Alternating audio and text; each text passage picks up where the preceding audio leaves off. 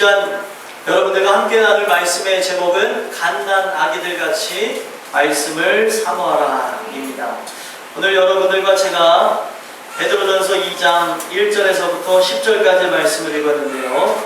이 본문의 배경이 된 그 상황을 살펴보면 아마 이 배경을 살펴보니까 네로 황제라고 있는데 로마의 네로 황제의 박해 직전이나 직후에 쓰여질 가능성이 크다라고 많은 학자들이 얘기하는데, 그 배경을 통해서 알아야 되는 게 무엇이냐면 로마 황제 네로의 박해는 상상을 초월하는 수준의 박해였습니다. 그렇기 때문에 그들이 더욱 하나님의 말씀으로 결속되어지지 않으면 많은 환난과 고통과 고난을 주는 세상의 힘에 의해서 교회가 무너질 수밖에 없었기 때문에 이 말씀을 베드로가 이 서신서로서 편지를 통하여서 그들에게 전달해 주므로 성도의 정체성은 무엇이냐, 성도는 어떻게 살아가야 되느냐, 성도의 의무는 이런 것이고, 성도라면 성도는 고난을 즐거워하면서 나가야 될 것이다 라는 그런 얘기를 줬다는 겁니다. 오늘 우리가 이 말씀을 대함과 접함은 오늘 우리의 삶도 마찬가지입니다. 우리는 로마 황제 네로와 같은 이제 큰 박해는 없지만 마귀는 시대를 따라서 역사하는데 예전에는 박해를 통하여서 그들을 흔들어놨다면 요즘에는 안락함과 평안함과 그리고 인생의, 요즘에 단어를 봐도 아시죠? 웰빙이라고 하는 그 단어만 봐도 이 세상이 추구하는 게 무엇인가를 알 수 있습니다. 그걸 통하여서 사람들을 공격하고 있는데, 오늘 여러분들과 저는 이 말씀을 통하여서 성도라면 우리 성도의 정체성은 무엇인가에 대해서 다시 한번 살펴보시고, 우리가 진정 하나님이 택한 거듭난 자가 맞다면, 그 거듭남을 통해서 거룩해진 자가 맞다면 오늘 말씀을 여러분들이 동일하게 받으심으로 정말 은혜 가운데 승리하는 여러분들과 제가 되기를 간절히 소망합니다. 말씀의 제목이 뭐죠? 갓난 아기들같이 말씀을 사모하라입니다. 오늘 우리가 성도라고 하면은 여기서부터 출발하는 거예요. 이거는 수준을 드러내는 게 아닙니다. 물론 성경에는 어떻게 보면은 젖을 먹는 상대와 밥을 먹는 상대와 그리고 단단한 이제 식물을 먹는 상대들이 있다고 나와 있습니다, 성경에. 근데 여기서 말하는 이 내용은 또 영적인 수준을 따라서 얘기하는 것이 아니라 어린 아이같이, 갓난한 아이같이, 원어의 의미로 보면 새로 태어난 아기와 같이 그 말씀을 우리는 사모하면서 나가야 될 것이다. 그것을 사모하며 나갈 때 성장이 있듯이 성도의 정체성, 성도의 가장 기본은 말씀을 사모함에 달렸다는 거예요. 그 말씀을 사모함에서부터 시작되는 것이지, 우리가 기도를 많이 한다. 기도를 많이 해도 좋습니다. 근데 기도를 많이 해도 여러분들 구원할 수가 없고요. 봉사를 많이 해도 여러분들이 구원받지 못하고요. 헌신을 해도 구원받지 못합니다. 성경은 우리의 구원이 뭐를 통해서 온대요? 오직 믿음을 통해서 온다고 얘기하고 있습니다. 이 우리 아이들한테도 물어봐도 구원을 어떻게 받나요? 그러면은 아이들이 믿음으로 가는 나라, 하나님 나라 하면서 다 알아요. 근데 우리가 이 머리로 아는 이것을 가슴으로 느끼는 게 정말 중요한 거죠. 믿음이라고 하는 것은 성경에서 어떻게 해서 우리 안에 온다고 얘기하고 있냐면, 믿음은 들음에서 나며 들음은 그리스도의 말씀으로 말미암는다고 얘기하고 있습니다. 그러니까 말씀을 들을 때 믿음이 자라나고 믿음이 오는 것이고 믿음이 성숙되어지는 것이고 깊이를 더해가는 것이죠. 우리가 신앙생활을 하는데 연조를 더해진다고 해서 그 신앙의 깊이를 더해지는 게 아닙니다. 말씀을 사랑함이 없고 말씀을 읽는 것이 없다면 신앙은 제자리 걸음을 할 수밖에 없으며, 제일 중요한 믿음이 없는 것으로 인해서 결국에 구원을 받지 못할 수도 있다는 겁니다. 모든 분야가 다 중요하다고 얘기할 수 있지만 신앙생활 가운데서 봉사와 헌신과 우리의 의무를 다하는 것도 중요하다고 할 수 있지만, 기도하는 것도 중요하다고 하지만, 성경은 우리가 제일 먼저 해야 되는 것이, 성도라면 제일 먼저 사모해야 되는 것이 말씀이라고 하고 있습니다. 오늘 여러분들이 온전한 말씀이 이 안에 새겨진다면 그 말씀을 이루기 위해서 당연히 기도도 될 것이고요. 성경은 말씀과 기도가 밸런스를 맞아서 거룩해진다고 얘기하고 있습니다. 그렇다면 여러분들과 저는 이제 기도를 하기 이전에 제일 먼저 하나님이 원초적으로 우리의 심령을 이렇게 터치하시면서 하시는 말씀인 말씀을 사모하는 내 심령인가, 내가 말씀을 사랑하는가, 이것서부터 돌아보시고 살펴보심으로 여러분들 살아가는 그 삶 속에 이 말씀을 사모함이 우리의 삶에 끊임없이 나타나야 된다는 걸 기억해야 되는 여러분들과 제가 되길 간절히 소망합니다. 이것을 사모할 때 여러분들 구원에 이르게 되는 성장이 있다고 성경은 증언해 주고 있습니다. 여러분들 말씀을 알게 되는 것으로 그치지 마시고 이 말씀을 여러분들의 마음 가운데 새기시고 살게 되는 귀한 은혜가 입혀지게 되기를 주 예수 그리스도의 간절히 소망합니다. 우리가 이제 말씀을 깊이 살펴보면 1절 말씀에 보게 되어지면 한번 읽어보겠습니다. 시작. 그러므로 모든 악독과 모든 기만과 외식과 시기와 모든 비방하는 말을 버리고. 아멘. 왜 버리라는 말을 했느냐? 여러분들 이 내용을 잘 보셔야 되는 게 1절서부터 10절까지가 본문 내용이잖아요. 1절서부터 10절까지 계속 반복되어지는 게 정과 부, 그러니까 이 정한 것과 부정한 것, 그리고 옳은 것과 옳지 않은 것. 뭐 예를 들면 세상을 이원론적으로 해서 옳은 것과 그른 것을 판단하듯이 여기서는 두 가지의 현상을 통해서 판단합니다. 말씀을 듣는 자와 듣지 않는 자, 또 듣게 된 자가 믿음을 갖는 것과 듣지 않는 자가 믿음 없는 것, 이 두 종류의 모습으로 계속해서 설명해 나가는데 그 모습이 어떻게 보면 첫 번째인 우리가 정말로 버려야 된다는 것을 시작으로 얘기를 하고 있는데, 왜 버려야 된다는 것을 설명으로 해서 이 모든 내용의 시작을 알리게 되어졌느냐? 버리지 못함으로 듣지 못하기 때문에 그렇다는 거예요.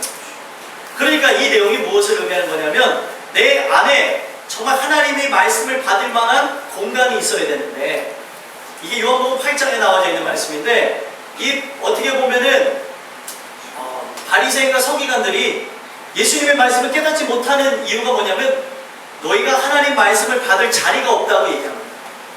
결국에 그것을 통하여서 그들이 이 안에 하나님 말씀을 받을 만한 공간이 없게 되어지므로, 영어로 그것을 우리가 이렇게도 표현할 수 있어요. 립세터라고 해서 반응체라고 해서, 예를 들면은 우리가 메르스에 걸리게 됐는데, 메르스에 걸리게 되어졌을 때 만약에 우리 안에 면역 체계가 완벽하게 체계가 잡혀져 있으면 메르스라고 하는 바이러스가 우리 안에 들어와도 우리 안을 흔들어 놓을 수가 없습니다.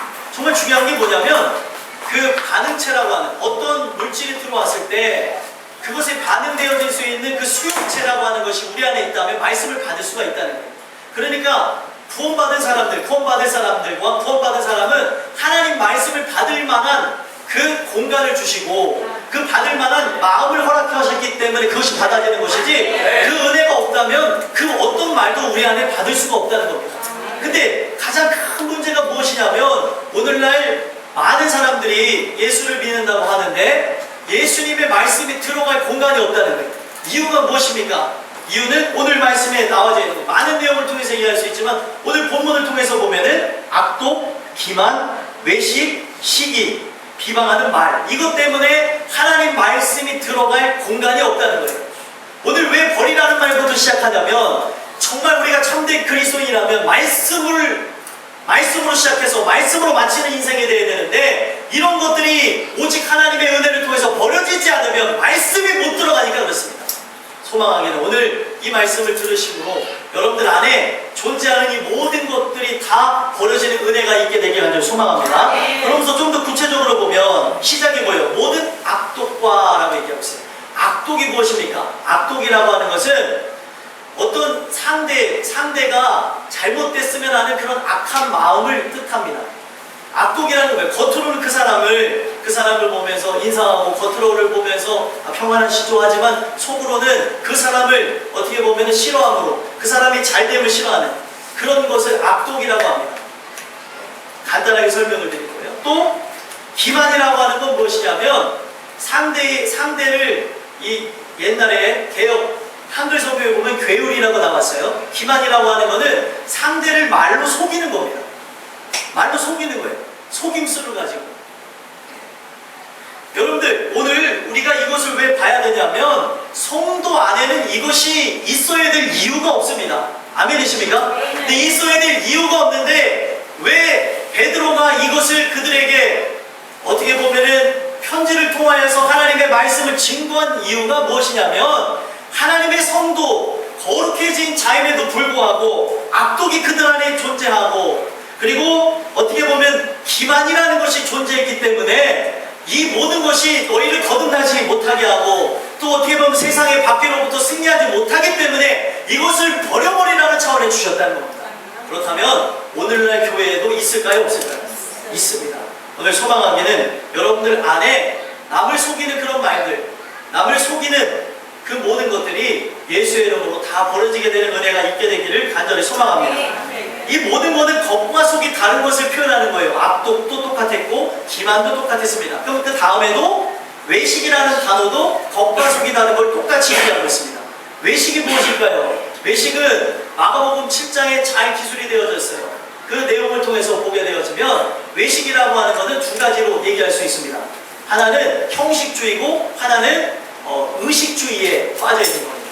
형식주의라고 하는 것도 이 어떻게 보면 의식주의라는 걸 통해서 이 외식이라는 것이 어떤 사람은 소극적으로 일어나기도 하고요, 어떤 사람은 적극적으로 일어나기도 합니다. 정말 중요한 건 뭐냐면 소심하게 일어나는 사람이 있는가 하면 적극적으로 일어나는데, 소심하게 일어나는 사람은 자기 스스로를 그냥 숨기면서 나가지만 적극적으로 일어나는 사람은 많은 사람들을 향하여서 종교적인 그 모습을 가지고 모든 사람들을 다 속이며 살아가고 있다는 겁니다. 형식주의라는 게 무엇이냐면 제일 중요한 게 무엇이에요?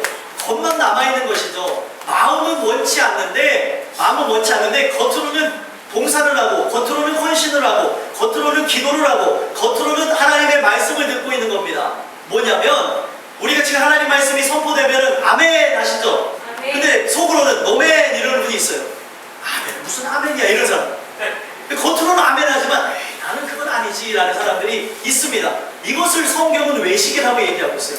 겉과 속이 다른 거예요. 하나님의 말씀이 떨어짐에 있어서 우리의 심령을 터치를 하면 내가 그것을 받지 못한다면 그걸 받기 위해서 기도를 해야 되는데, 겉으로는 아멘하고 평안한 듯하나 속에서는 노멘, 아유 너나 잘해 이러면서 이런 분들이 존재한다는 거예요. 어디에서요? 과거에도 존재했고 현재에도 존재했고 미래에도 존재할 것입니다. 그러나 오늘 이 하나님의 말씀은 뭐라고 얘기하고 있어요? 이것들을 버리라고 얘기하고 있습니다. 형식만 남아있는 예배가 무슨 의미가 있을까요? 마음이 함께해야 되는데, 우리 하나님이 정말로 가증스럽게 여긴 게 뭐냐면 위선적인 예배와 불순종과 완악함과 그리고 거짓과 우상숭배를 우리 하나님이 정말 그 모습을 보면서 통할 것 같다고 얘기를 했습니다. 왜냐하면 하나님이 원한 건 제사가 아니었어요. 피해 제사를 원한 게 아니라 너희들의 순종을 원했다는 거예요. 내가 순양의 기름을 원한 것이 아니라 바로 너희들의 순종을 원했다고 얘기하고 있습니다. 근데 오늘날 많은 사람들이 하나님의 그 은혜의 자리에 앉아있다는 것으로 내가 모든 면죄부를 받은 줄 알고 있는데 아닙니다. 마음이 함께하지 않는 예배는 죽은 예배입니다. 근데 오늘날 예배 자리에 앉아있는데 하나님의 말씀을 받는다고 하고 있는데 말씀이 떨어진다고 생각하는 것이 아니고 사람의 말이라고 생각하면서 그 모든 것들을 받고 있다는 거예요. 형식의 예배. 우리 예수님께서 또 하나님께서 동일하게 얘기하신 게 무엇이에요? 나는 외모로 사람을 판단하는 게 아니고 중심을 보는 여호와니라. 너의 백성이 내 입술로는 나를 경외하나 마음에서는 멀도다. 정말로 바리새인과 서기관이 나와서 열정적으로 예배하는 것 같고, 어쩌면 그 열정적으로 하는 예배가 뛰면서 예배도 드리기도 하고 땀도 흘리고 주여 주여 소리도 지르면서 하고 있지만 이 마음에는 악독이 가득하고 이 마음에는 기만이 가득하고 이 마음에는 외식. 여러분들 하나님의 은혜가 있는데 왜 공허합니까? 은혜가 없으니까 공허한 거죠. 여러분들 청년들의 고백을 살펴보면 정말로 말씀으로 충만해진 청년이 아니면 그 막 찬양의 열정적인 예배를 드리고 인해서 공허하다는 말들을 많이 한다는 거예요. 여러분들 공허하다는 것은 이 안에 무언가가 비었다는 겁니다. 여러분들 우리가 하나님의 말씀으로 채워지지 않으면 그런 공허함이 존재할 수가 있다는 거예요. 근데 소망하기는 여러분들이 외식하는 자가 아니라면 이 마음에서부터의 변화가 있게 되기 되기가 아주 소망합니다. 그 겉의 모습과 속의 모습이 다르니 사는 게 얼마나 힘들겠어요. 여러분들 속부터 변해야 나중에 겉이 변화되는데 오래 걸리더라도 속부터 변해야 그 겉모습이 위선이 되지 않고 겉모습이 외식이 되지 않습니다.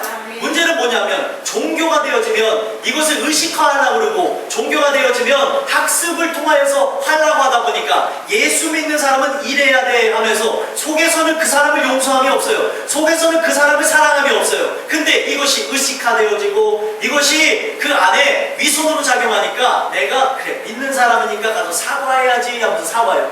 속에서는 아니니까 사과했는데 관계가 회복이 안 돼. 사과했는데 속에서 불이 나. 여러분들 뭔 것 같아요?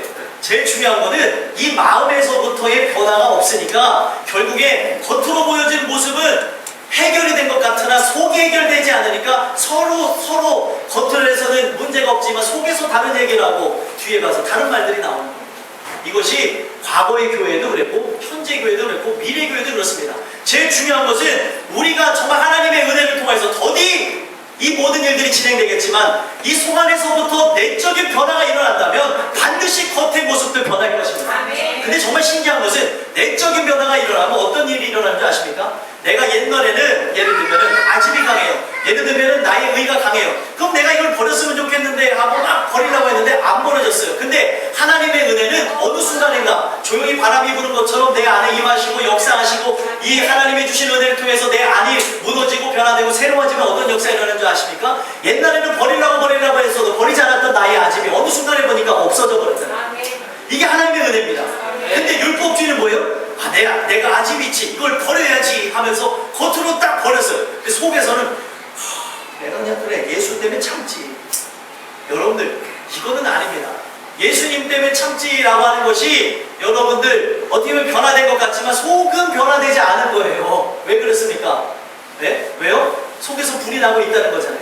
완화되는 것이라고 얘기하는 것이 아니라 여러분들 변화라는 것은 아예 그 변화가 일어나게 되면은 우리가 예전에 고집부렸던 그 부분들 자체가 어느 순간인가 인지되지도 않아요. 뭐 내가 이랬을까라고 얘기할 정도로 변화의 모습이 일어난다는 겁니다. 정말 중요한 것은 오늘 하나님의 은혜가 우리 안에 오게 되면은 겉과 속이 같은 하나님의 사람으로 바뀌어진다는 거예요. 믿으십니까? 여러분들에게 이런 은혜가 있게 되길 아주 소망합니다. 그리고 그 다음은 뭐예요? 시기라는 게 여러분들 보세요. 왜 시기가 납니까? 시기가 나는 거는 내 눈으로 사람을 보기 때문에 시기가 나는 거예요. 하나님의 눈으로 보면 시기가 날까요? 안 날까요? 절대로 안 납니다. 아, 저 사람은 나하고 이렇게 봤을 때에 저 사람은 틀린 게 아니고 나랑은 좀 다르구나. 하나님의 눈으로 보면은 하나님이 여러분들 세상 만물을 여러분들 창조하실 때 다 이 형형색색 다 각기 다르게 창조했으니까 다 똑같이 창조하셨습니다. 각각 다르게 창조하셨죠? 옆에 사람 얼굴 봐보세요. 나랑 똑같이 생겼나 한번 봐보세요. 부부는 좀 닮지만 그래도 같아요? 틀려요? 그래도 자세히 보면은 내가 더 낫죠. 뭐 이런다니까요. 네. 제 집사람하고 저 어디 가면은 어디 가는데 남매 같다 그러고 닮았다고 하고 막 그래요. 그러고 나서 속으로 뭐라고 합니까? 그래도 내가 낫지 그래요. 네. 네. 제가 더 나은 것 같아요. 네. 됐어요. 이게 막 그 엎드려 잘 맞는 거예요. 네, 됐습니다. 아니, 농담이고요. 이거는 중요한 거는 우리 사람이 다 다르게 창조됐다니까요. 그러면 이 모든 부분에서 예를 들면 부부 안에 그 트러블도 자꾸 내가 살아온 그 환경에 의해서 또 내가 살아온 환경의 상황에 의해서 그 사람을 내 잣대로 보니까 틀린 게 되는 거예요. 아니 당신 왜 그래? 내 잣대로 보니까 그렇죠. 그 사람 잣대로 보면 그럴 수도 있구나. 그러면 이렇다니까요. 근데 여러분들 어떻게 보면 하나님의 말씀이 교회 안과 그리고 가정 안에서부터 이루어져야 되는데 이것이 교회 안에서 또 가정 안에서 이루어지지 않다 보니까 모두가 다 틀렸다고 하니까 지적밖에 일어나지 않는 거예요. 시기가 일어나는 것은 내 눈으로 보기 때문에 그렇습니다. 하나님의 눈으로 본다면 미워할 이유도 없고 비교할 이유도 없고 그냥 그 사람 자체를 사랑할 수 있다는 겁니다. 여러분 마귀 역사를 보십시오. 어떻게 하나님과 인간이 비교 대상이 되겠습니까? 근데 신기한 거는 하와가 하나님을 부러워했습니다. 엄청난 지혜를 갖고 있음에도 불구하고 하나님을 부러워했기 때문에 하나님처럼 되려고 선악을 알게 하는 나무를 먹은 거예요.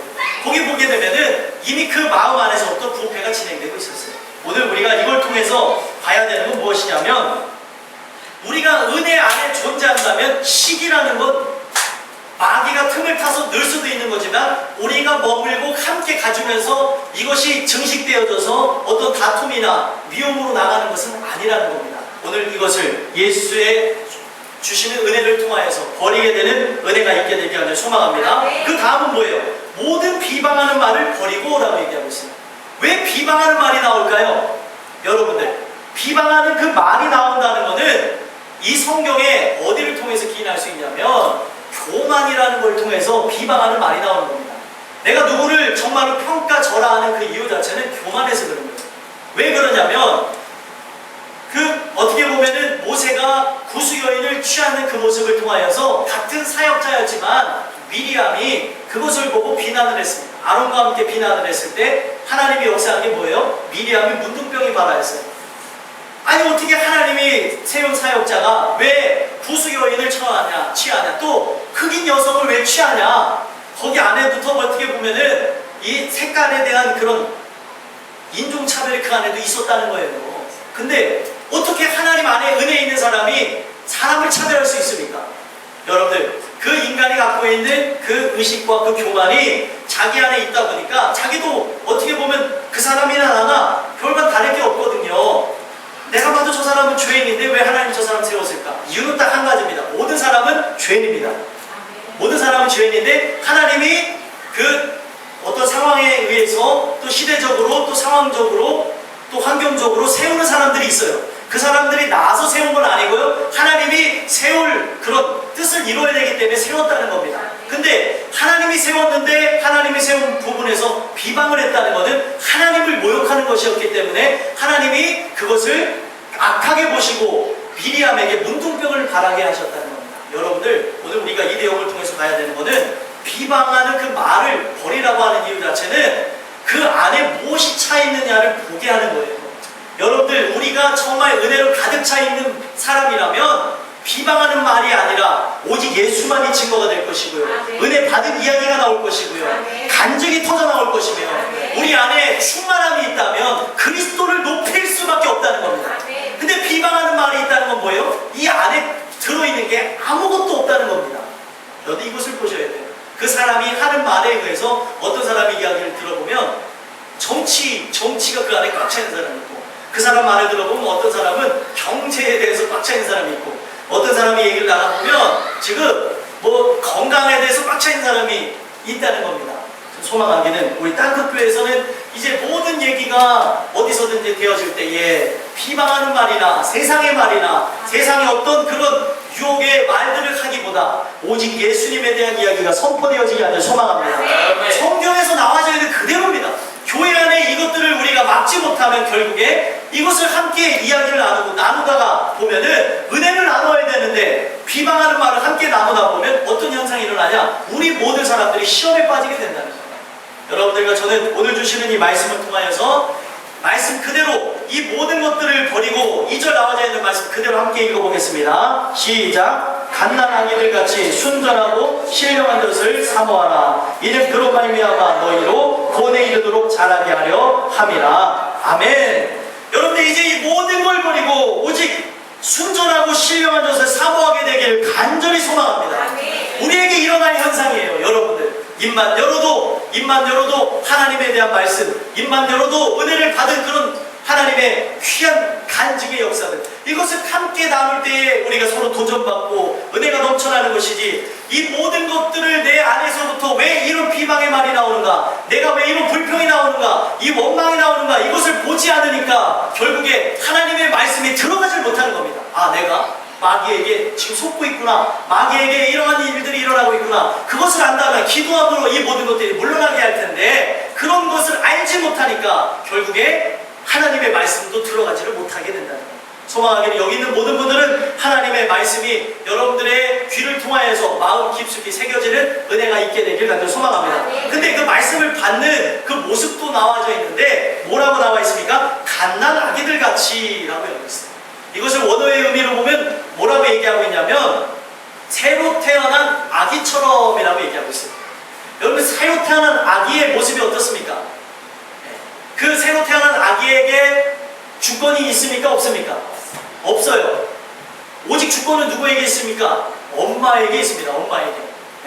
엄마에게 있다 보니까 어떤 엄마들은 시간을 맞춰서 애기에게 이 모유를 수유하는 엄마가 있는가 하면 어떤 엄마는 애기가 올 때까지 기다렸다가 그 애기가 올 때 젖을 주는 그 모유를 주는 어머니도 있습니다. 그거는 누구에게 달려있는 거예요? 그 어머니 주권에 달려있는 겁니다.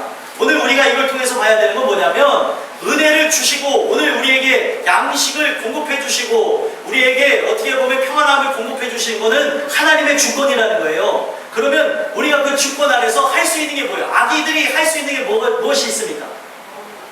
먹는 건데 먹기 위해서 이 아기들이 하는 게 뭐죠? 배가 고프면 우는 겁니다. 그러면은 똑같습니다.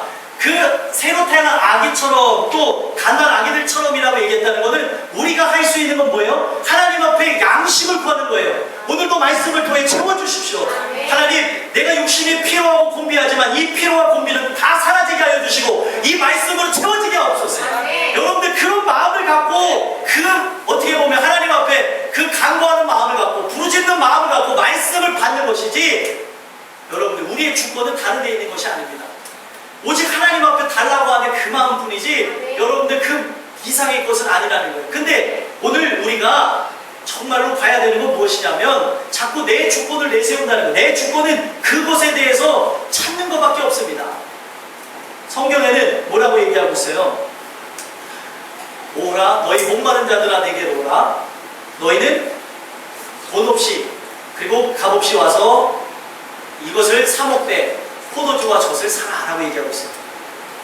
이사야서 55장에 1절에 나와 있는 말씀인데 여러분들 거기에 나와 있는 내용을 통해서 보면은 포도주와 젖을 사라는 그 말씀의 의미를 보면 뭐가 있냐면 갈급한 영혼들이 내게로 나오라는 거예요. 근데 여러분 제일 중요한 것은 갈급함을 느끼지 못한다면 하나님은 주실 일도 없다는 거예요. 그러면 그 갈급함은 누가 주시냐? 하나님이 주신다는 겁니다. 근데 하나님의 택한 백성들, 구원받을 백성들 그 마음 안에서부터 하나님을 찾는 그 갈급함이 없다는 것은 이미 그 영혼은 아직 하나님이 주신 은혜가 없든지 간에 택함을 받지 못했든지 간에 둘 중에 하나라는 겁니다. 오늘 이 하나님의 말씀을 통하여서 어떻게 보면은 순전하고 신령한 젖을 사모하라는 내용을 통하여서 하나님의 말씀을 설명하는 이유 자체는 여러분들 정말 그 아이가 그 젖을 먹음으로써 자라는 것처럼 오늘 우리가 하나님의 말씀을 먹음으로써 똑같은 현상이 일어나는데 아이가 모유를 먹으면서 어떤 현상이 일어납니까? 아이가 모유를 먹으면서 젖을 먹으면서 아이가 양식이 채워지는 거죠. 자라나는 겁니다. 그 자라나면서 그 아이가 어떤 현상이 일어나냐면 모유를 많이 먹은 아이일수록 면역체계가 강해진다고 합니다. 모유를 먹어야 되는 건 그거예요. 우리가 하나님의 말씀을 먹어야 되는 이유는 딱 한 가지입니다. 면역체계가 강해지기 위해서. 하나님의 말씀이 늘 채워져 있어야 되는 것은 마귀로 틈 못하게 하기 위해서 말씀을 먹으셔야 되는 거예요. 근데 말씀을 먹지 못하니까 이것은 야 어떻게 저 사람이 이곳에 넘어질까 할 정도로 넘어지는 이유가 그 안에 말씀이 살아서 역사하지 못하니까 넘어지는 겁니다. 어느 누구든지 마찬가지예요. 목사든 아니면은 우리가 성도님들이든 이 안에 말씀이 채워져 있지 않으면 그 누구도 세워질 수가 없습니다. 오늘도 이 신령한 젖을 사모하는 여러분들과 제가 되길 간절히 소망합니다. 그것이 성장함에 있어서 면역체계를 구축하는 데 있어서 도움이 된다면 그 다음에 또 이 젖을 먹는 데 있어서 아기에게 도움이 되는 게 무엇이냐면 평안함과 안락함이라는 겁니다. 왜 모유수유를 길게 하는 게 좋다고 얘기를 하냐면 모유수유를 하게 되면은 아이가 어머니의 심장 소리를 들으면서 평안함과 안락함을 이렇게 갖게 되어진다고 합니다. 그래서 정서적으로 안정된 아이로 자라나게 될 확률이 높아진대요. 그러면 마찬가지입니다. 우리가 하나님 앞에 붙어서 하나님의 말씀을 먹어야 되는 것은 그의 심장 소리를 들고 그 하나님이 주시는 그 은혜를 통하여서 하나님의 마음이 어떠한가, 하나님이 오늘 나에게 주시는 평안함과 안락함을 우리가 유지하기 위해서 이것을 먹어야 된다는 거예요. 근데 오늘 우리가 이것을 먹지 아니하니까 자라남도 없고 먹지 아니하니까 여러 가지 부분에서 성장도 없다는 겁니다. 여러분들 왜 제가 주권이 없다고 얘기하냐면 그 아이를 어떻게 보면은 먹이는 어머니 주권에 의해서 이것이 이루어지는데 여러분들 아이가 젖 먹을 때에 이런 생각을 갖습니까 안 갖습니까? 어떤 생각이냐면 젖을 먹는데 아이가 엄마가 지금 주는 이 모유의 성분은 무엇이며 이물질은 들어오며 여기에 어떤 내용이 있는가? 이런 생각을 하나요 안 하나요? 아니요. 절대로 안 합니다. 아이는 그냥 주는 대로 받아 먹는 거예요. 그래서 순전하다고 얘기하는 건 하나님의 말씀이라고 하는 것은 깨끗하다는 겁니다. 근데 그 깨끗한 말씀을 받을 때에 우리는 어린아이처럼 받아서 이 말씀은 누구 권사에게 주는 거고, 이 말씀은 누구 집사에게 주는 거고, 왜 누구에게 준다고 생각하십니까? 오늘 이 말씀은 내게 주시는 겁니다. 아멘이십니까? 그 말씀이 내게 준다고 할 때 은혜가 되는 것이지, 이것은 또 누구에게 필요한 거니까 패스, 이것도 어려우니까 안 먹고. 여러분들 성분을 조사하는 게 아니에요. 이 말씀이 어떻게 나왔을까가 아닙니다. 그냥 하나님의 말씀이 떨어지면 우리가 아멘하고 순전하게 받아들이시면 여러분들 영혼에 자랑함이 있다는 거예요. 말씀에 뭐라고 나와 있습니까? 너희로 구원에 이르도록 자라게 하려 합니다. 근데 왜 자라나지 않을까요? 10년, 20년, 30년 신앙생활에도 자라나지 않는 이유는 그 말씀이 순전하게 그들 안에 들어가지 못하기 때문에 그렇습니다. 판단하면서 들을 말씀이 아니라는 거예요. 그냥 하나님의 말씀을 그대로 그냥 어린아이처럼 생각 없이, 어떻게 보면 어쩜 그렇게 생각이 없이 들을 수 있을까라고 할 정도로 아멘하면서 받고 내 영양분이 되어진다면 여러분들은 반드시 구원에 이르게 하는 자라남이 있을 것입니다.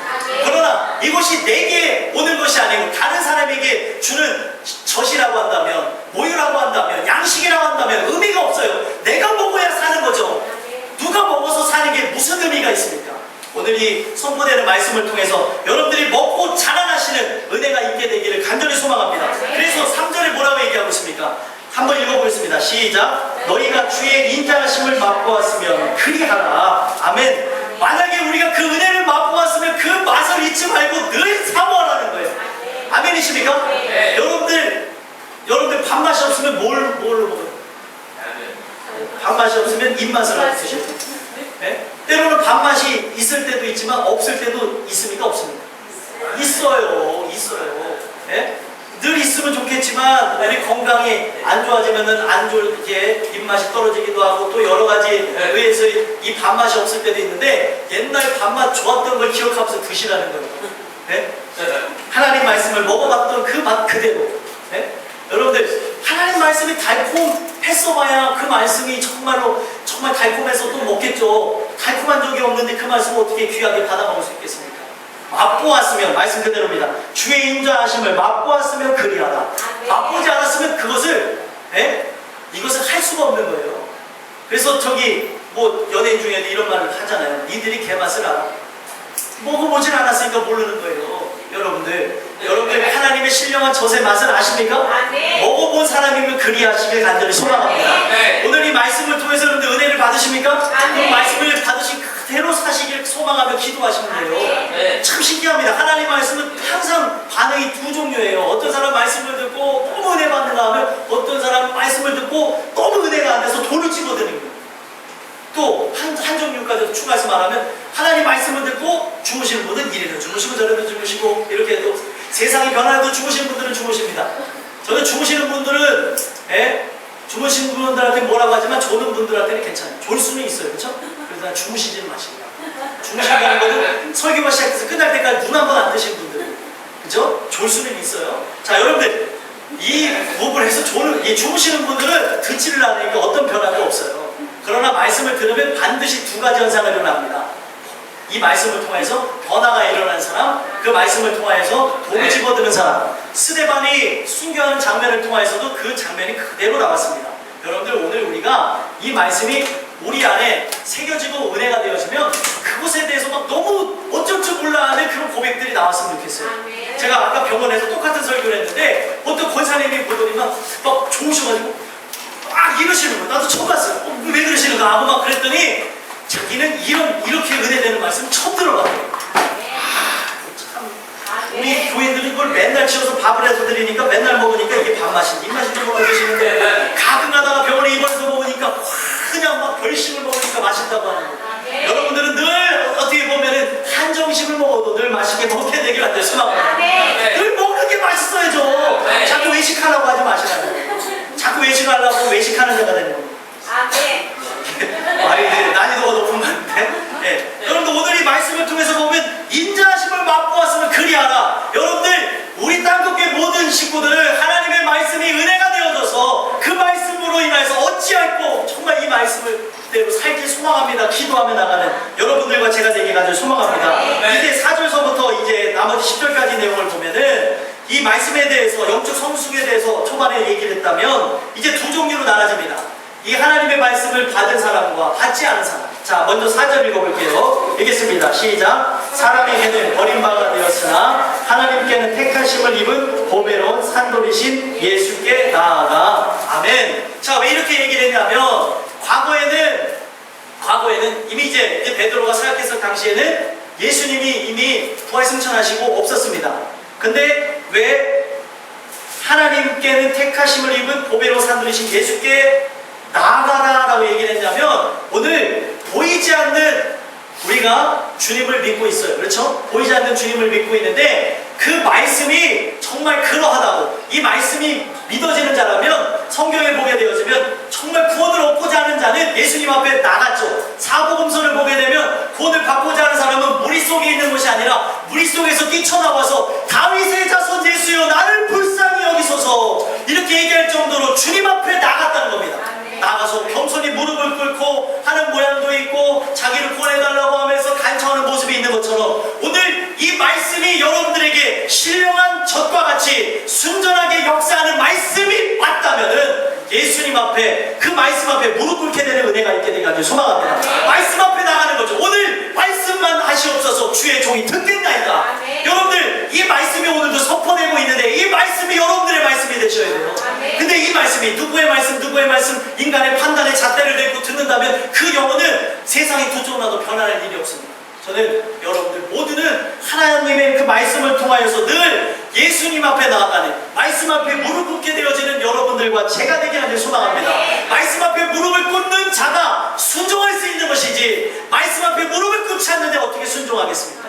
여러분들 오늘 이 말씀을 통하여서 여러분들 산돌이신 예수 앞에 나아가는 은혜가 있게 되게 하길 소망합니다. 그래서 5절 한 번 더 보세요. 이제 더 확장돼서 나온 말씀인데 읽어보겠습니다. 시작. 너희도 산돌같이 신령한 집으로 세워지고 예수 그리스도로 말미암아 하나님이 기쁘게 받으실 신령한 제사를 드릴 거룩한 제사장이 될지니라. 아멘. 산돌이신 예수님 앞에 나가게 되어지면 결국에 그 예수 그리스도로 말미암아 산돌과 같이 신령한 집으로 세워진다라고 얘기하고 있습니다. 신령한 집으로 세워지는 이유가 뭐예요? 바로 우리가 거룩한 제사장이 되어야 되기 때문에 그렇게 하신다는 겁니다. 여러분들 산돌이 영어로 뭐냐? 리빙스톤이에요. 리빙스톤. 왜 예수님을 산돌로 표현했는지 아십니까? 예수님을 보배로 산돌로 표현한 이유 자체는 이 예수님을 기초석으로 세우라는 거예요. 초석으로 세우게 되면 예수님 위에다가 모든 거를, 이것을 예수님을 어떻게 보면 필두로 해서, 예수님을 처음으로 해서, 예수님을 우리가 어떻게 보면은 구원자로서, 어떻게 보면은 대제사장으로서 맞이하면서 여러분들이 나가신다면 결국에 그 예수님으로 말미암아서 여러분들 또한도 온전한 제사장이 된다는 거예요. 하나님이 예수님을 통해서 온전한 제사를 받으셨습니다. 그 온전한 제사가 무엇이요? 자기를 어떻게 보면 십자가에 달려 죽으시는 제물로 바쳤습니다. 그러면은 우리가 예수님을 따라간다, 예수님 앞에 나아간다, 또 예수님으로 말미암아 세움을 받는다는 것은 무엇이냐면, 우리 또한도 내 자신을 쳐서 복종하고 내 육은 죽어지고 내 어떻게 보면 모든 것을 하나님 앞에 올려드리는 그 제사장의 모습을 우리도 갖게 되어진다는 거예요. 여러분들 왜 예수님을 산돌이라고 표현했냐면, 그 예수님을 귀중하게 여기고 그 말씀이신 그분을 내 안에 모신다면 그분이 우리를 신령한 집으로 세워지게 하여 주실 거라는 거예요. 왜요? 말씀 그대로 살아있는 돌이시기 때문에. 죽은 돌이라면 상관이 없겠지만 살아있는 돌이신 예수님이 우리로 인하여서 이 모든 걸 지을 수 있는 초석서부터 끝까지 다 해주신다는 거예요. 그래서 성경에 보면 예수님이 머리도 되시고 예수님이 터도 되시고 이 모든 것이 되시는 이유가 우리는 예수님 위에다가 이 모든 것을 하는 것입니다. 그래서 성경에는 뭐라고 얘기하고 있어요? 반석 위에다가 내 집을 세우라고 얘기하고 있죠. 그 반석이 무엇이냐면 우리 예수 그리스도, 산돌이신 예수 그리스도가 되어지는 거예요. 그리스도 위에다가 이것이 초석이 되어져야 되는 것이지, 그리스도가 아닌 사람들이 이 어떻게 보면은 신령한 집을 세운다고 하니까 문제가 생겨나고 다툼이 생겨나고 여러 가지 부분에서 이 하나님의 그 의도된 말씀을 믿지 못하는 것이거든요. 여러분들과 저는 이 살아있는 돌과 같이 여러분들이 정말로 예수님을 의지하고 나간다면 그 예수님을 의지함으로 여러분들 안에 성전이 세워지시고 여러분들 안에 하나님의 나라가 입혀지는 은혜가 있게 되게 하길 소망하며, 여러분들을 통하여서 하나님이 여러분들을 가져가시는 귀한 역사가 있게 되게 하는 소망합니다. 제사장만 제사를 드리는 게 아니라 신약 시대로 넘어와서는 여러분들 스스로가 다 제사장이에요. 그러면 이 예배는 여러분들 스스로가 온 마음과 정성을 다해서 예배를 드려야 되는데, 예배는 판단이 아니고요, 예배는 보는 것이 아니고요, 예배는 쇼가 아니고요, 드리는 겁니다. 옛날에 우리가 잘못했던 말들이 뭐가 있었어요? 아, 나 예배 보러 갔다 올게. 예배를 보는 게 아니고 예배는 드리는 겁니다. 한국의 말 가운데 그런 게 있었어요. 예배 보고 올게. 왜 그런가 하고 봤더니 처음 예배 드린 사람들이 예배를 구경하고 이렇게 봤대요. 그러다 보니까 이게 그냥 이렇게 사람들에게 이렇게 들어가게 되면서 예배를 본다라고 얘기하는데, 예배는 드리는 겁니다. 근데 예배를 드리는 것이, 여러분들 여기서 예배를 드리지만 여기에 권사님이 드린 예배, 또 집사님이 드린 예배, 또 성도님들이 드린 예배, 청년들의 예배가 다 같을까요? 틀릴까요? 다 틀립니다. 오늘 여러분들 살아있는 제물로 여러분들 자신을 바치게 되는 은혜가 있게 되기를 소망합니다. 오늘 우리에게 은혜가 있다면 그런 현상이 일어나는 거예요. 그리스도를 따라간다면 내 자신을 제물로 드리는 겁니다. 근데 내 자신을 제물로 드리는데 거기에 판단이 어디 있어요? 여러분들 레위기만 보더라도 왜 하나님의 제사법을 따라서 제사를 드리지 않냐면 그 제사를 받지 않았냐? 인간의 생각이 들어가지 말라는 거예요. 근데 하나님 앞에 예배 드리는데 이 말씀은 좀 아닌 것 같고, 이 말씀은 좀 그런 것 같고, 이건 좀 아닌 것 같은데, 거기 안에는 이미 그 예배자로서의 나는 이미 가치가 떨어진 사람이라는 거예요. 살아있는 예물로 내 자신이 어떤 생각도 없이 하나님 앞에 순전하게 드려야 되는데, 아멘이십니까? 왜 인간의 생각이 난무하냐는 거예요. 오늘 여러분들의 모든 생각이 십자가에 달려지는 은혜가 있게 되는 소망하고, 오직 하나님의 말씀으로 채워지는 여러분들과 제가 되기를 간절히 소망합니다. 그래서 그 이유인지는 모르겠지만 선교사 중에 리빙스톤이라는 사람이 있어요. 그 리빙스톤이 뭐예요? 내가 살아있는 돌로서 그 원주민들을, 미개한 사람들을 구원하는 내가 기초돌이 되겠습니다, 머리돌이 되겠습니다, 초석이 되겠습니다 하면서 자기의 생명을 바치면서 그들에게 나가서 복음을 증거할 때에 그가 시인종한테도 복음을 증거해서 성공을 했는데, 정말 은혜가 되는 게 무엇이에요? 식인종들이 그를 어떻게 보면 따라가고 예수님을 믿게 된 이유가 뭐예요? 리빙스톤이 의족을 이렇게 해가지고 다니셨었대요. 근데 식인종들이 만나니까 잡아먹으려고 하니까 의족을 던져줬대요. 근데 먹어봤더니 이 맛이 어때요? 이 맛이 이상한 거야. 야, 그리고 막 자기 다리를 막 잘라서 이렇게 주는 걸 보니까 그 원주민들이 저 사람은 신이다 하면서 무릎을 꿇게 되면서 그 미개했던 원주민들이 믿게 되는 그런 일들이 있었다는 거예요. 재미있게 말한 일하지만 여러분들 얼마나 그 안에 그 뜨거운 마음이 있었으면 원주민한테 가서 복음을 증거하겠습니까? 여러분들 잡아먹으려고 하는데 그 쉽겠어요?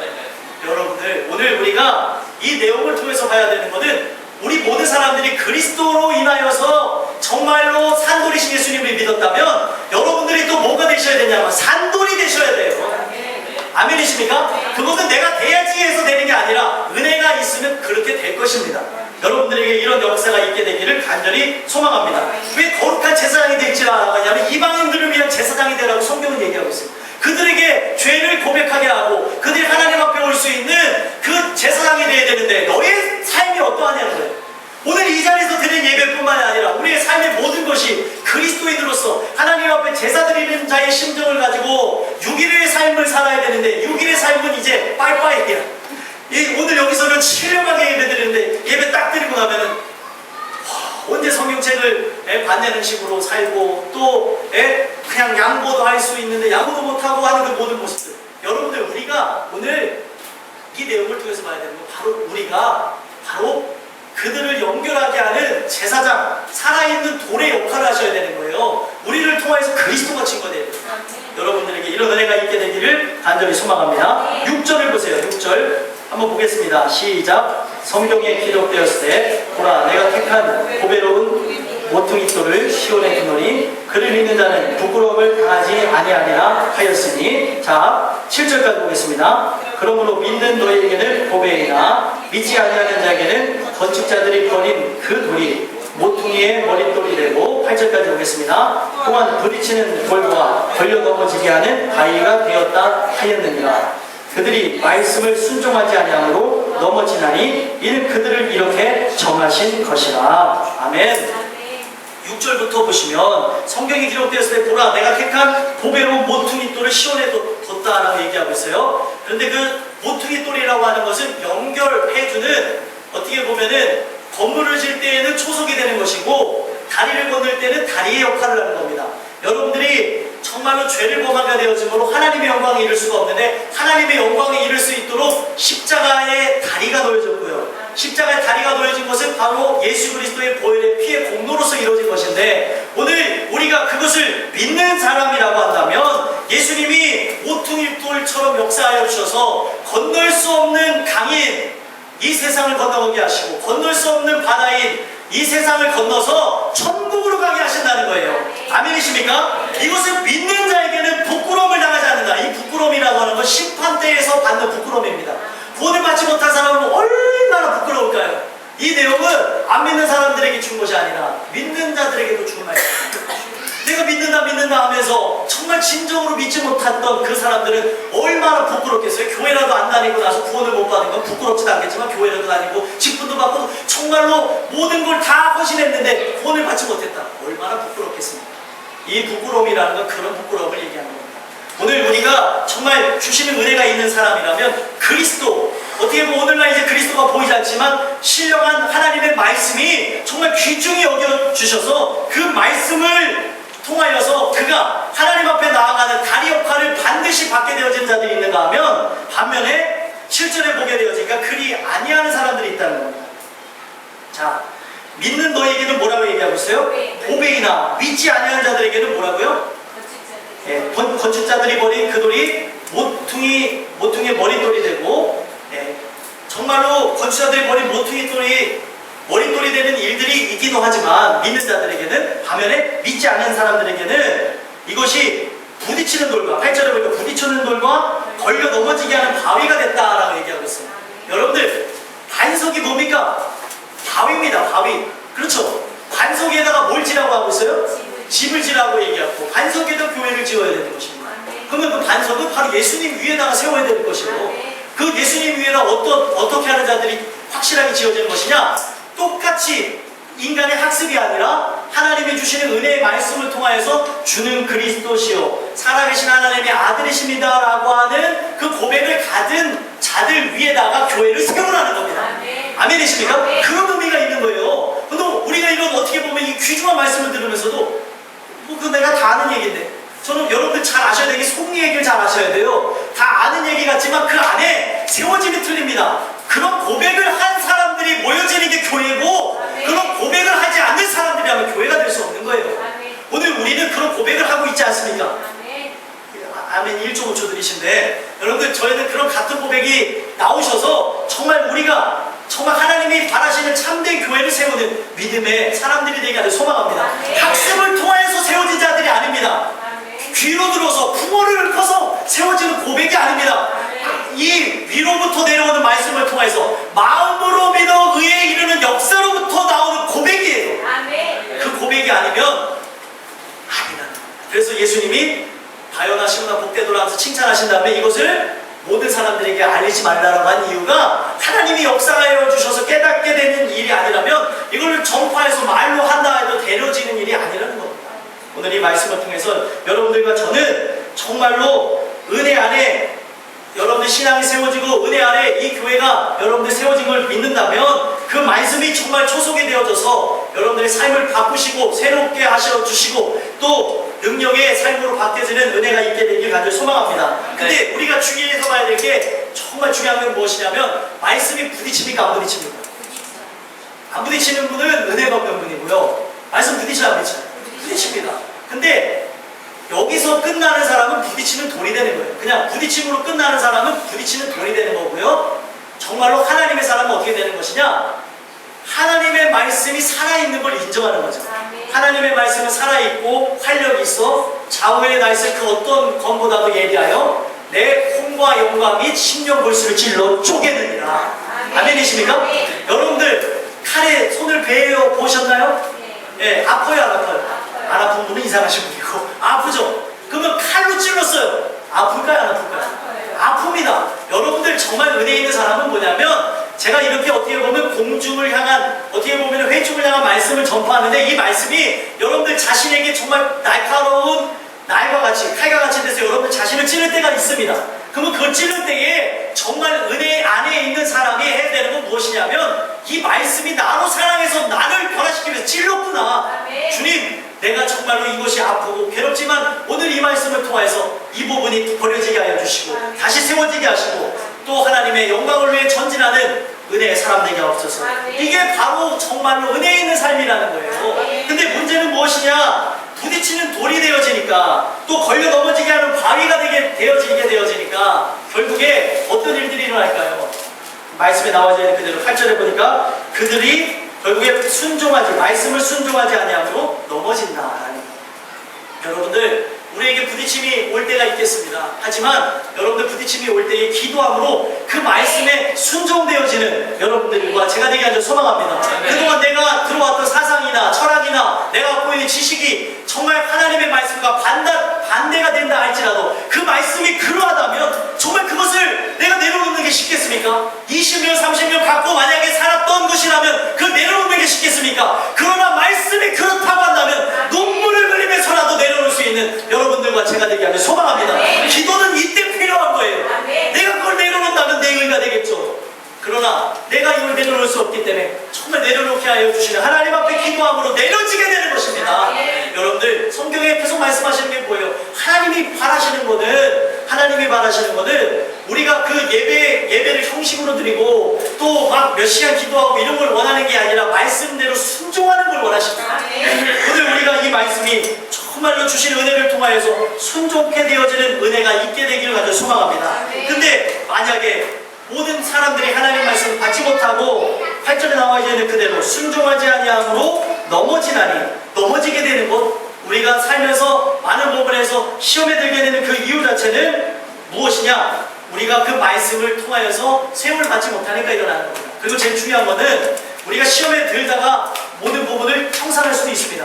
말씀이 딱 찔려고 시험에 들 수도 있어요. 그러나 이것은 계속 되어진다는 문제가 되어지겠지만 우리가 그것을 회복한다면 정말 우리는 은혜 안에 있는 거거든요. 근데 만약에 넘어지고 그들이 만약에 떠나가게 된다면 말씀 그대로 보시라는 거예요. 그들은 뭐라고요? 이렇게 정하신 것이다. 하나님이 택하지 않았기 때문에 이런 일들이 일어나게 된다는 거예요.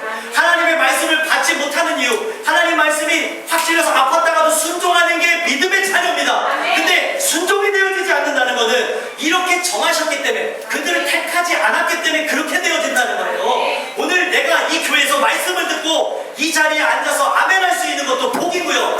오늘 이 말씀을 듣고 순종하는 것도 복이십니다.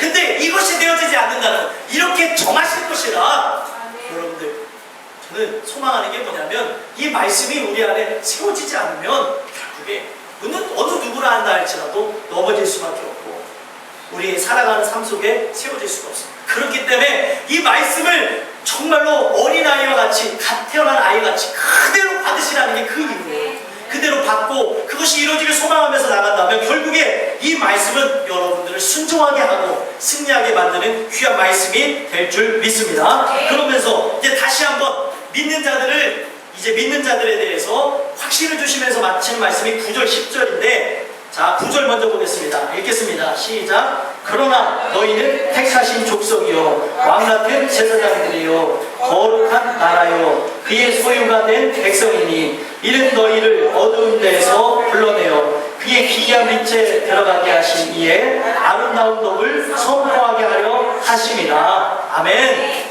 이 전의 이야기가 택함을 받지 못한 사람들의 이야기였다면, 너희가 만약에 택함을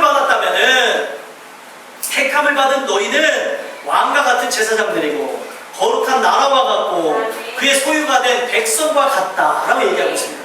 여러분들에게 주신 말씀이 오늘 여러분들이 택한 족속과 같다면 하나님은 바로 여러분들을 거룩한 나라와 같이, 그리고 제사장들과 같이, 소유가 된 백성과 같이 여기실 것이라는 거예요. 그렇다면 우리가 이 말씀을 받고 나아가는 자가 확실하고 내가 택하신 족속이 맞다면 어떻게 하라는 겁니까? 9절에 보게 되어지니까 기이한 빛에 들어가게 하신 이의 아름다운 덕을 선포하게 하려 하십니다. 우리를 택하신 것은 아름다운 덕을 선포하기 위해서 우리를 부르셨다는 거예요. 아멘이십니까? 그러면은 이거를 과거에 개역 한글 성경으로 보면 뭐라고 얘기하면 아름다운 덕을 선전하게 하려 하십니다. 여러분 선전 많이 보시죠? 선전, TV 선전 보지 않아요? 여러분 북한에서도 선전 많이 하는 거 아시죠? 네, 김정은에 대해서 막 선전하잖아요. 그래서 뭐 이 사람은 백두산의 정기를 받은 아들로서 만들어 오셨나요? 네. 그리고 막 이 아들은 막 대단하다고 막 태양과 같다고 만들어낸 이유가 뭐예요? 그 선전을 들음으로써 지금 그 사람에 대해서 좋은 생각을 갖고 그 사람을 믿게 하기 위함입니다.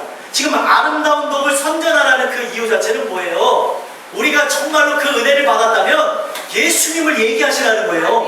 은혜가 있는데 왜 예수님을 얘기하지 않습니까? 왜 예수님을 얘기 안 하고 왜 인간의 행위를 얘기하고 인간의 어떻게 보면 죄악들을 끄집어냅니까? 오늘 우리가 이 내용을 통하여서 봐야 되는 건 무엇이냐면 아름다운 덕을 선전하기 위해서 여러분들과 저를 택하셨다는 겁니다.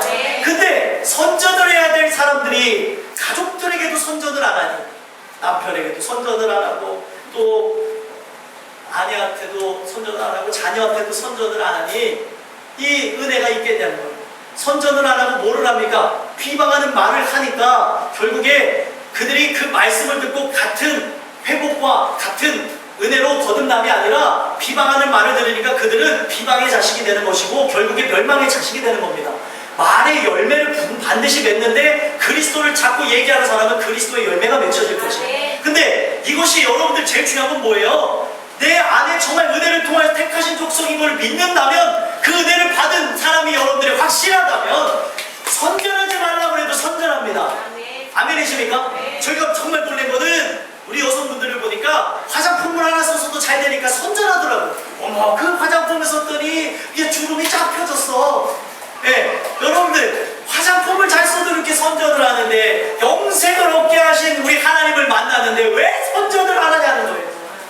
아멘이십니까? 네. 여러분들 선전을 보게 되면 어떻게 돼요? 선전을 보게 되면 먹고 싶고, 선전을 보게 되면 사고 싶고, 선전을 보게 되면은 마시고 싶고 한 게 아닙니까? 예, 여러분이 선전이라고 하는 거에는 광고주의 목적이 들어가는데 그 선전을 통하여서 어떻게 보면은 그것을 팔기 위함이라는 게 있습니다. 여러분들 우리가 이 내용을 통해서 봐야 되는 건 무엇이냐면 이 세상의 선전은 어떻게 보면은 그 광고주의 목적을 통하여서 광고주에게 도움이 된다지만 오늘 우리의 광고주는 누구예요? 하나님이시잖아요. 그분을 우리가 선전하게 되어지면 여러분들에게는 상급이 떨어지게 되어지고 또 이 선전을 확실한 게 무엇이에요? 영육간의 강건함을 주십니다. 근데 왜 선전을 안 하냐는 거예요. 네? 여러분들 선전 정말 중요해요. 네? 왜 중요합니까? 가끔 가다가 뭐예요? TV에서 하는 방송, 홈쇼핑 방송을 보면 안 사고 싶던 사람도 사게 만드는 게 선전입니다. 그렇죠? 그리고 여러분 마트 가보셔서 아시죠? 마트에 내가 필요한 물품이 이거였는데 가서 꼭 더 사와. 그래요. 거기 보면 막 1+1, 그치 선영아? 막 뭐 붙어있으면 막 사고 싶고 막 그러잖아. 예, 우리 살아가는 삶 속에 세상도 그런데 오늘 우리가 1+1이라면 우리의 육신도 구원을 받고 영혼도 구원을 받는다는데 왜 선전을 안 하냐는 거예요. 선전을 안 하는 이유는 딱 한 가지입니다. 내가 그 은혜를 못 받아서. 내가 만약에 화장품을 써서도 정말 좋아지면 막 얘기를 하는데 내가 그 은혜로 충만하면 말할까요 안 할까요? 말합니다. 하지 말래도 선전해요. 아멘이십니까? 이제부터는 여러분들 하지 말라고 해도 아름다운 덕을 선포하게 하려 하십니다. 아름다운 덕을 선전하는 여러분들과 제가 되기를 하길 소망합니다. 이 선전이 되어지고 선포가 되어질 수 있는 이유는 딱 한 가지입니다. 10절 한번 읽어볼게요. 읽겠습니다. 시작. 너희가 전에는 백성이 아니더니 이제는 하나님의 백성이요 전에는 긍휼을 얻지 못하였더니 이제는 긍휼을 얻을 자니라. 아멘. 내가 전에는 백성이 아니었을 수도 있습니다. 이제는 예전에는 이 은혜를 못 받았을 수도 있어요. 근데 하지만 그 은혜를 받아서 하나님의 백성이면 선전하신다는 거예요. 아멘. 내가 정말로 전에는 긍휼을 얻지 못하였으나 이제 긍휼을 얻음으로 내가 자녀가 되어졌다면 이것이 얼마나 복된 소식이고 이것이 나를 자유하게 만들었으며 이 세상 것을 살아감이 아니요 저 천성을 보게 만들었다 얘기하셔야 된다는 거예요. 근데 얘기를 못하는 이유가 뭐예요? 전에도 백성이 아니었는데 이제도 백성이 아니더니 백성이 아니니까 그런 거예요. 아니니까 여러분들 만약에 백성이라면 이제 의무감을 가지세요. 근데 의무감이 되면은 율법이 되어지고 또 이것이 내가 어떻게 보면 족쇄가 되게 되어지니까 하나님 내게 늘 은혜 충만하게 하셔서 걸리게 하옵소서. 내 입을 열어서 찬양하게 하옵소서. 정말로 내가 정말 충만하다면 비방의 말이 나오는 게 아니라 충만하다면 선전하는 것이죠. 아멘이십니까? 충만하면 내 입을 통해서 그리스도가 선전되어지는 거예요. 충만하지 않으니까 은혜를 받아니 안 받아니 우리의 삶 저런 일이니 저 사람은 어떠니 저떠니 이런 말들이 나오는 이유가 초대교회에서나 지금이나 앞으로 똑같은 이유가 은혜가 없기 때문이라는 겁니다. 여러분들 은혜가 있다면 입을 열어도 감사, 입을 열어도 찬양, 입을 열어도 하나님을 영광 돌리는 일들만 넘쳐나게 되게 하길 소망합니다. 하나님은 그 일을 하기 위해서 우리를 부르셨습니다. 여러분들이 이것을 진정으로 체험했다면 이것을 사람들에게 알리심으로 은혜 받으셨으면 우리 교회에서 은혜 받았다고 얘기 좀 하세요. 우리 교인들은 다 내성적인 것 같아요. 얘기를 안 하셔. 은혜 받았으면 은혜 받았다고 하고 나눠주시라고요. 은혜 받은 은혜를 누구를 만나든지 이 교회 오라는 게 아니고 은혜를 나눠주시는 게 여러분들 사명이라니까요. 그것을 감당함으로 여러분들 우리 많은 그 하나님 주신 은혜와 그 풍성한 사랑과 긍휼이 세상 모든 사람들에게 증거되기를 주의 예수로 소망합니다. 기도하겠습니다. 하나님 오늘 주신 이 말씀 그대로